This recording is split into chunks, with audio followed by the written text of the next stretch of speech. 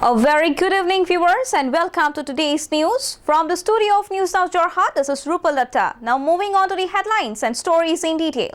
The International Association for Human Values, in association with From You to Them Foundation, donates 4 oxygen concentrators to JMCH Jorhat. Now let's have a look onto the report. On Wednesday, 14 July 2021, the International Association for Human Values, which is an international humanitarian and educational non-profit organization, has donated 4 to 10 litre of capacity oxygen concentrators to the Jorhat Medical College and Hospital. The IAHV is established by Sri Sri Ravi Shankar as a partner organization of the Art of Living Foundation to foster a deeper understanding of the values that unite the people as a human community around the globe.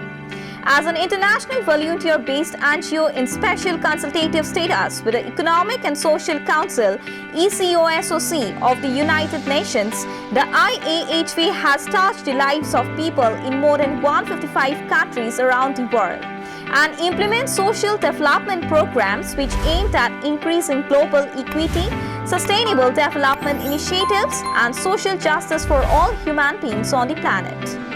The Principal cum Chief Superintendent of the JMCH, Jorhat Dr. Ratna Kanta Talukdar, and Medical Superintendent Dr. Purnima Barua received the oxygen concentrators from the local Art of Living teacher, Dr. Bharat Chandra Nath, and appreciated the NGO for its empathy and extended gratitude for the noble gesture.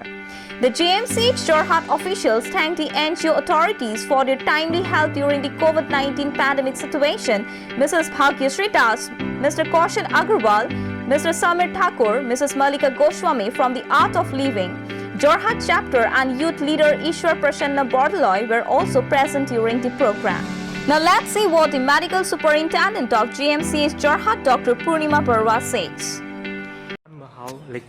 What was the requirement of oxygen to the Jorhat Medical College and how it will help? No, there has been immense requirement of oxygen, and we are thankful to you, the International Association of Human Values.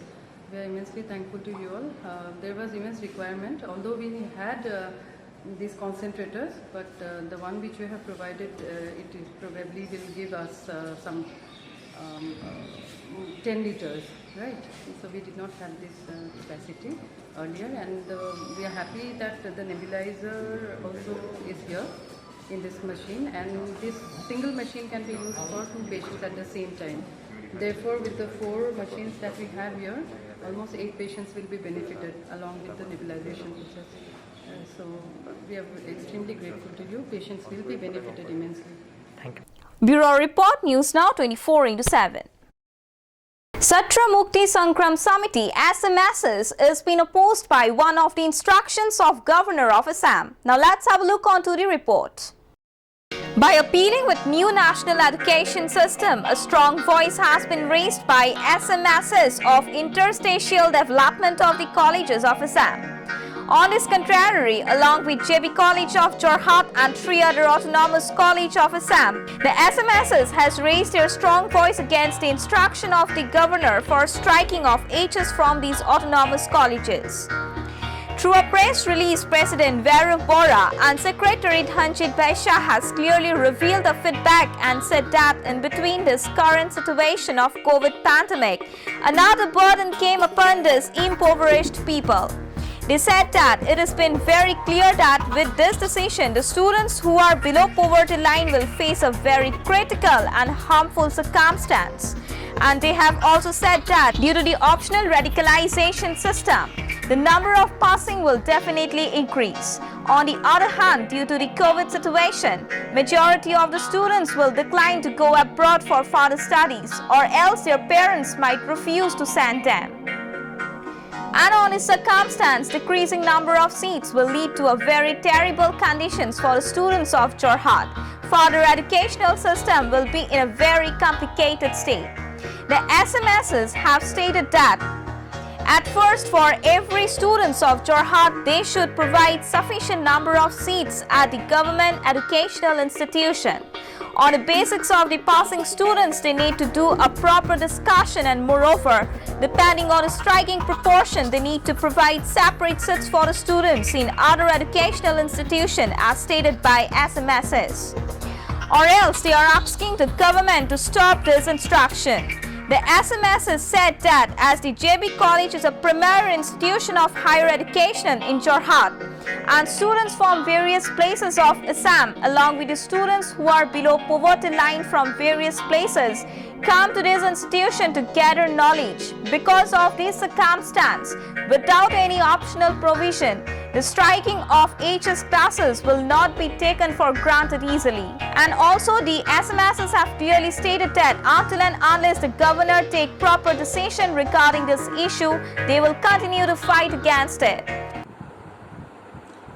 অসমৰ সন্মানীয় ৰাজ্যপাল জগদীশ মুখীয়ে অসমৰ তিনিখনকৈ স্বায়ত্তশাসিত মহাবিদ্যালয়ৰ পৰা একাদশ আৰু দ্বাদশ শ্ৰেণীৰ পাঠ্যক্ৰম কৰ্তনৰ যি সিদ্ধান্ত গ্ৰহণ কৰিছে, আমি ছাত্ৰ মুক্তি সংগ্ৰাম সমিতিয়ে এই সিদ্ধান্তৰ তীব্ৰ বিৰোধিতা কৰিছোঁ। অসমৰ বিদ্যালয় বা মহাবিদ্যালয়সমূহত পৰ্যাপ্ত আসনৰ ব্যৱস্থা নকৰাকৈ এই সিদ্ধান্ত গ্ৰহণ কৰাৰ ফলত আমাৰ ছাত্ৰ ছাত্ৰীসকলৰ ওপৰত বিৰূপ প্ৰভাৱ পৰিব। যিহেতু দৰিদ্ৰ ছাত্ৰ ছাত্ৰীসকলে এই চৰকাৰী খণ্ডৰ বা ৰাজহুৱা খণ্ডৰ বিদ্যালয় মহাবিদ্যালয়সমূহতে শিক্ষা গ্ৰহণ কৰে, আৰু এই সিদ্ধান্তই বিশেষকৈ দৰিদ্ৰ ছাত্ৰ ছাত্ৰীসকলৰ ওপৰত বেছি প্ৰভাৱ পেলাব। যিহেতু আমাৰ এই কৰোণা কালত কৰোণা সৃষ্ট এই পৰিৱেশত পৰীক্ষাসমূহ নহ'লে মূল্যাংকনৰ দ্বাৰা উত্তীৰ্ণ কৰা হ'ব, আৰু মূল্যাংকনৰ দ্বাৰা উত্তীৰ্ণ কৰাৰ বাবে আমাৰ ছাত্ৰ ছাত্ৰী উত্তীৰ্ণ হাৰো যথেষ্ট বৃদ্ধি পাব। লগতে এই পৰিৱেশৰ বাবে বহুতো ছাত্ৰ ছাত্ৰীয়ে মেধা ছাত্ৰ ছাত্ৰীয়ে বিদেশত বা ৰাজ্যৰ বাহিৰত গৈ শিক্ষা গ্ৰহণ কৰিবলৈ ভয় খাব, আৰু তেওঁলোকে ৰাজ্যতেই শিক্ষা গ্ৰহণ কৰিব বিচাৰিব। সকলো মিলাই যিহেতু ছাত্ৰ ছাত্ৰীসকলৰ উত্তীৰ্ণ হাৰ আৰু ছাত্ৰ ছাত্ৰীসকলে যিহেতু অসমত থাকি শিক্ষা গ্ৰহণ কৰিবলৈ বিচাৰিব পাৰে, সেইকাৰণে এইবাৰ আসনৰ সংখ্যা আগতকৈ বেছি হ্ৰাস পোৱাৰ সম্ভাৱনা আছে। সেইটো কাৰণে এই সময়ত এই সিদ্ধান্তই ৰাজ্যপালৰ এই সিদ্ধান্তই অসমৰ শিক্ষা ব্যৱস্থাত বিৰূপ প্ৰভাৱ পেলাব পাৰে। বিশেষকৈ যোৰহাট জিলাত যি জগন্নাথ বৰুৱা মহাবিদ্যালয়ৰ পৰা এই পাঠ্যক্ৰম কৰ্তনৰ যি সিদ্ধান্ত গ্ৰহণ কৰিছে, যিহেতু জগন্নাথ বৰুৱা মহাবিদ্যালয় একাদশ আৰু দ্বাদশ শ্ৰেণীত প্ৰায় 1000 ওচৰা ওচৰি ছাত্ৰ ছাত্ৰীয়ে শিক্ষা গ্ৰহণ কৰে, আৰু এই মানে পৰ্যাপ্ত আসনৰ ব্যৱস্থা নকৰাকৈ যদি তেওঁলোকৰ আসনৰ সংখ্যা বা তেওঁলোকৰ একাদশ আৰু দ্বাদশ শ্ৰেণী পাঠ্যক্ৰম কৰ্তন কৰে, সেই ছাত্ৰ ছাত্ৰীসকলৰ মূৰত মাধমাৰ কোবোৱা হ'ব। আমি ছাত্ৰ মুক্তি সংগ্ৰাম সমিতিয়ে যোৰহাট জিলা সমিতিয়ে এটা কথাই ক'ব বিচাৰোঁ যে ডিষ্টিংশ্যনেই পাওক বা থাৰ্ড ডিভিজনেই পাওক, যিহেতু শিক্ষা আমাৰ মৌলিক অধিকাৰ, সেইটো প্ৰত্যেকজন ছাত্ৰ ছাত্ৰীয়ে শিক্ষা পাবই লাগিব। তেওঁলোকৰ শিক্ষা যিহেতু মৌলিক অধিকাৰ, তেওঁলোকে শিক্ষা পাবই লাগিব। যদি এজন ছাত্ৰ ছাত্ৰীও যদি এই শিক্ষাৰ পৰা বঞ্চিত হয়, আমি কিন্তু ছাত্ৰ মুক্তি সংগ্ৰাম সমিতি যোৰহাট জিলা সমিতি বা ছাত্ৰ মুক্তি সংগ্ৰাম সমিতি কোনো কাৰণতে বহি নাথাকিম। ইয়াৰ বিৰুদ্ধে আমি তীব্ৰ প্ৰতিবাদ কৰিম। আমি সৰ্বশেষত ৰাজ্যপালৰ এই সিদ্ধান্ত প্ৰত্যাহাৰ কৰিবলৈ আমি দাবী উত্থাপন কৰিছোঁ। অতি সোনকালে প্ৰত্যাহাৰ কৰি ছাত্ৰ ছাত্ৰীসকলক শিক্ষা গ্ৰহণ কৰাত সহায় কৰক। Bureau Report, News Now 24/7. Moving on to next news, 4 days COVID vaccination campaign has been started at Nimna Buniadi School, Jorhat. With the initiative of Bharatiya Janata Yuva Morscha BJYM, Bhekrugora Circle, and under the supervision of National Health Mission (PHC), a 4 days COVID vaccination camp has been started at Nimna Buniadi School, Jorhat. On first day, they are providing first dose vaccine to 150 members. They are conducting rapid antigen test where 2 individuals has been tested positive.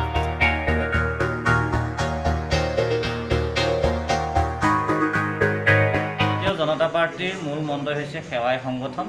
সেয়েহে আমি ভাৰতীয় জনতা যুৱ মৰ্চাৰ যোৰহাট জিলাৰ ঢেকৰগাঁও মণ্ডলৰ সৰুচাই নিম্ন বুনিয়াদী বিদ্যালয়ত ৰাইজৰ সুবিধাৰ কাৰণে আমি প্ৰতিদিনে কোভিড প্ৰট'কল মানি প্ৰশাসনৰ নিয়ম মানি আমি প্ৰতিদিনে 150কৈ ড'জ আমি ৰাইজক ইয়াত দিয়াৰ ব্যৱস্থা কৰিছোঁ, আৰু ইতিমধ্যে আমাৰ ইয়াত এণ্টিজেন টেষ্টৰ ব্যৱস্থা কৰিছোঁ। আৰু এণ্টিজেন টেষ্টত আজি প্ৰায় আমাৰ 2জনমান প্ৰায় 100 টেষ্ট কৰিলে 2জনমান ওলাইছে। একো ৰাইজে ভয় কৰিব নালাগে, সকলোৱে আহি ইয়াত ভেকচিন ল'বৰ কাৰণে অনুৰোধ জনাইছোঁ। A report by Pranav Sanchua from Jorhat, News Now 24/7. Now moving on to another important news, a very tough and critical situation can be seen among the attendants at JMCH Jorhat. With the increasing COVID positivity cases, Jorhat District Administration has declared complete lockdown from 12th to 15th July.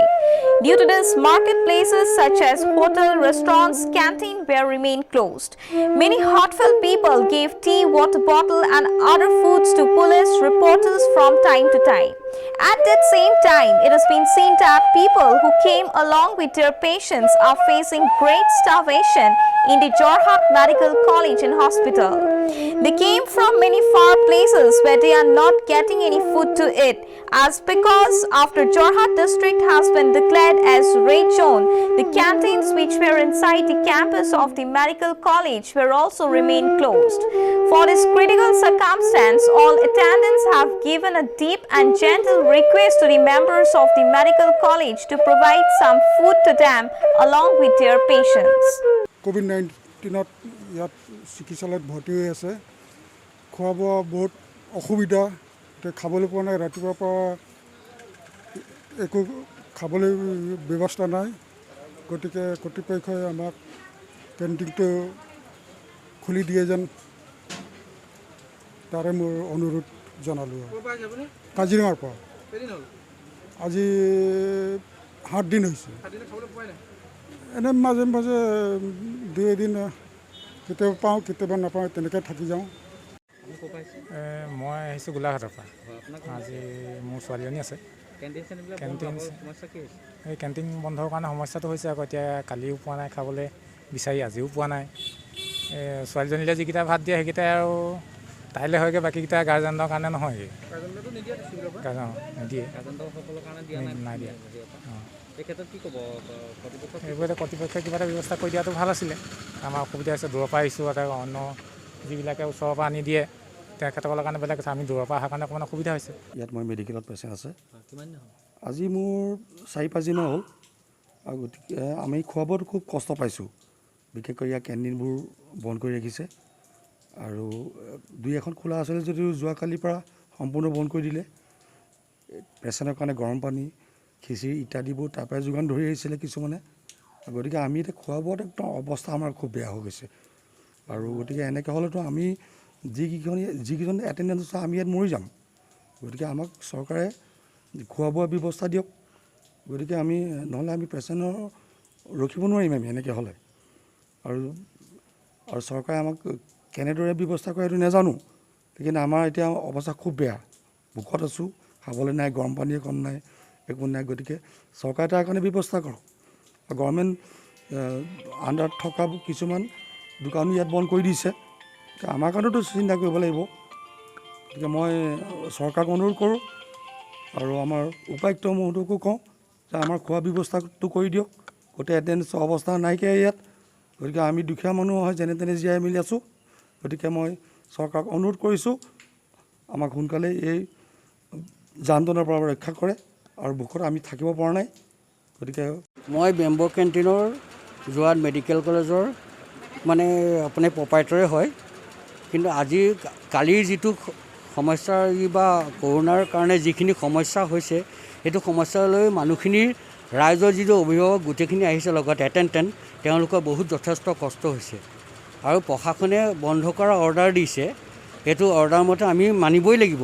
কিন্তু ৰাইজক যিখিনি খোলা ইয়াত মানুহখিনি আছে, সেই যিখিনি ৰাইজে মানে খাব, চাহ অকণ খোৱা নাই, পানী অলপ পাবলৈ দিগদাৰ হৈছে, ধৰক খোৱা বোৱাৰ কাৰণে গোটেই দিনে ৰাতিয়ে কষ্ট হৈছে, সেইখিনি মানুহক যদি প্ৰশাসনে কিবা সুবিধা দিব পাৰে, তেতিয়া মোৰ বন্ধ কৰাত বা আমি বন্ধ এতিয়াই কৰি দিম, একো আপত্তি নাই। আমি যথেষ্ট কষ্ট কৰি 2 বছৰ বস্তু আনি আগৰে আছিলে, পানী দুনি আছিলে, তাৰ ব্যৱস্থা কৰি আমি কেণ্টিনখন চলাইছোঁ। A report by Kankanjyoti Sharma from Jorhat, News Now 24/7.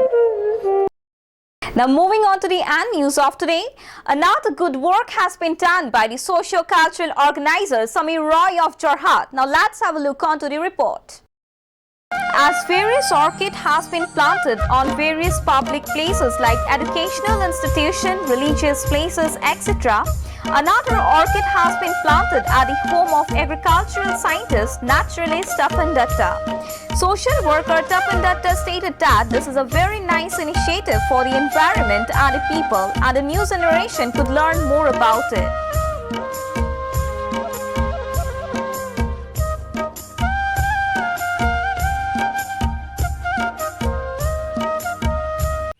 সামাজিক সাংস্কৃতিক অনুষ্ঠান দা ইভেন্ট যোৰহাটৰ উদ্যোগত আজি আমাৰ এই ঘৰৰ আমাৰ যিটো আপোনালোকে চাৰিওফালে দেখিছে গছে বনে ভৰপূৰ আমাৰ বাৰীখন বুলি ক'লেও এটা আমি ইয়াত এনেধৰণে ৰাখিছোঁ যে এটা সেউজীয়াকৰণ ৰক্ষা কৰিব পাৰি সেই ব্যস্ত ৰখা হৈছে আৰু ক'ৰবাতো আপোনালোকে দেখিব পাৰে আপুৰুগীয়া বহুত অৰ্কিডো ইয়াত আছে। আজি এই অনুষ্ঠানে আমাৰ ঘৰলৈ আহি সমীৰয় উদ্যোগত তেনেকৈ আনি বিভিন্নজন গুণগ্ৰাহী লোকৰ নামত এই অৰ্কিড ৰোপণ কৰিছে আমি কৃতজ্ঞ হৈছোঁ আৰু এওঁলোকৰ এই প্ৰচেষ্টাটো আগলৈ যাতে ভালকৈ চলে সেইটো আশা কৰিছোঁ আৰু মই পৰৱৰ্তী সময়ত নিশ্চয় সহায় কৰিম বুলি ভাবিছোঁ। ধন্যবাদ ছাৰ, আজি আপুনি আমাক বহুত সহযোগ কৰিলে, উৎসাহিত কৰিলে, আশীৰ্বাদ দিলে। আমি আশা কৰিছোঁ অনাগত দিনবোৰতো আপোনাৰ উপদেশেৰে আমি আৰু আগবাঢ়ি যাম। আৰু আমি আজি জনাবলৈ পাই সুখী হৈছোঁ যে আমাৰ খুবেই প্ৰিয় আমাৰ বন্ধু সুভাশিষ গোস্বামী আমাৰ আমন্ত্ৰণত আহি উপস্থিত হৈছেহি। তেখেতলৈও বহুত বহুত ধন্যবাদ থাকিল। তেখেতে বিশেষভাৱে আমাৰ শিল্পী জগতখনৰ সৈতে জড়িত আৰু তেওঁ খুব ভাল ঘোষক আৰু খুব এটা ভাল ব্যক্তিত্বৰ গতিকে তেওঁকো আপুনি আশীৰ্বাদ দিব বুলি মই কামনা কৰিলোঁ। ডেফিনেটলি তেওঁৰ লগত মোৰ আগৰ পৰিচয়ো আছিল, গতিকে আজি নতুনকৈ তেওঁক যেন পাই নিজৰ ভতিজা এজন লগ পোৱা যেন লাগিছে আৰু উৎসাহিত। তেওঁৰ যেতিয়া মুখাখন খুলিলে মনটো মই আনন্দিত হৈ গ'ল, প্ৰথমতে ধৰিব পৰা নাছিলোঁ তেওঁ। গতিকে আজি তোমালোক দুইজন ডেকা ল'ৰা, মই ডেকা ল'ৰা বুলিয়ে ক'ব লাগিব কাৰণ মইতো বুঢ়া হোৱা নাই, গতিকে সেইকাৰণে আজি এই অনুষ্ঠান ভাল লাগিছে আৰু আপোনালোকে নিশ্চয় গম পাইছে যে এনেকুৱা এটা পৰিৱেশ ময়ো ৰাখি থাকিবলৈ যত্ন কৰোঁ। সেইকাৰণে আজি এটা নতুন উদ্যোগ পাইছোঁ আৰু মই যেন ডেকা হ'লো যেন লাগিছে সেই সেউজীয়া পৰিৱেশৰ মাজত। আৰু মই অনুষ্ঠানৰ কৰ্মকৰ্তা সকলোকে যিসকলে ইয়াত সহযোগ কৰিছে কৃতজ্ঞতা জনাইছোঁ আৰু যাতে তেওঁলোক আগলৈ আগবাঢ়ি গৈ থাকক সেইটো কামনা কৰিছোঁ। আজি আপোনালোকক বিশেষভাৱে জনাবলৈ পাই আমি সুখী অনুভৱ কৰিছোঁ যে আজি আমি উপস্থিত আছোঁ বিশিষ্ট সমাজসেৱক, বিশিষ্ট ক্ৰীড়া সংগঠক তথা কৃষি বিজ্ঞানী তপন দত্ত ছাৰৰ বাসগৃহত। আৰু আজি দ্য ইভেণ্ট আপোনালোকে আজি 2 বছৰৰ পৰা শুনি আহিছে দ্য ইভেণ্ট নামৰ এটা অনুষ্ঠান, যিটো অনুষ্ঠানৰ কৃতিত্ব দি আহিছে সমীৰ ৰয়। তেখেতে আজি 2 বছৰৰ পৰা অসমৰ বিভিন্ন জেগাত এনেদৰে অৰ্কিড পুলি ৰোপণ কৰি আহিছে। যিকোনো অনুষ্ঠান প্ৰতিষ্ঠানলৈ গৈ তাত অৰ্কিড পুলি ৰোপণ কৰিছে, ধৰ্ম অনুষ্ঠানত অৰ্কিড পুলি ৰোপণ কৰিছে, বিভিন্ন ধৰণৰ সমাজ সেৱকক ঘৰত গৈ অৰ্কিড পুলি ৰোপণ কৰিছে। আৰু সেই মৰ্মে আজি আমি উপস্থিত হৈছোঁহি তপন দত্ত ছাৰৰ বাসগৃহত। আৰু এনেদৰে আজি মোক তেওঁ নিমন্ত্ৰণ জনালে ছাৰৰ বাসগৃহলৈ, আহিলোঁ আমি। আৰু আহি পেলাই আমি আজি 5বিধ অৰ্কিড ছাৰৰ বাসগৃহৰ বিভিন্ন গছত ৰোপণ কৰিছোঁ। আৰু সেইদৰে আমি বিশিষ্ট ব্যক্তিসকলৰ নামত এই অৰ্কিড পুলিসমূহ ৰোপণ কৰিছোঁ। খগেন মহন্তদেৱ, হিমা দাস আৰু ছাৰৰ নামত ৰোপণ কৰা হৈছে বিভূচৰণ বৰুৱা, নগেন বৰুৱা, এই সকলোৰ নামতে অৰ্কিড পুলিসমূহ ৰোপণ কৰা হৈছে। আৰু এনেদৰে আমাৰ এই অৰ্কিড পুলি ৰোপণৰ এই কৰ্মভাগ আগলৈও আগবাঢ়ি গৈ থাকিব। আৰু সমীৰ ৰয়লৈও বহুত বহুত অভিনন্দন জ্ঞাপন কৰিছোঁ। তেওঁ এটা সঁচাই খুব এটা সুন্দৰ মহৎ পদক্ষেপ হাতত লৈছে। সমগ্ৰ অসমত যাতে এই পদক্ষেপে নাম উজ্বলি উঠে তাৰে কামনা কৰিছোঁ। আৰু এনেদৰে সকলোৰে সহায় সহযোগিতা অনাগত দিনত আমি কামনা কৰিম। আৰু সমীৰক বহুত বহুত ধন্যবাদ জ্ঞাপন কৰিছোঁ। আজি মোক ছাৰৰ বাসগৃহলৈ আমন্ত্ৰণ জনাই ছাৰৰ লগত এনেদৰে ছাৰৰ সান্নিধ্যত আমি অৰ্কিড পুলি ৰোপণ কৰিবলৈ মই সুবিধাকণ দিয়াৰ বাবে বহুত বহুত ধন্যবাদ। নমস্কাৰ, সদায় আপোনালোকৰ সহযোগিতা কামনা কৰিম। ধন্যবাদ। A report by Samir Roy from Jorhat News Now 24/7. Well everyone, with these 5 stories, I would like to end the news for today. Thank you. Traveler ICU ambulance with ventilator, defibrillator, oxygen monitor, etc. Our contact number is 7002157385. We are always ready for help to your family.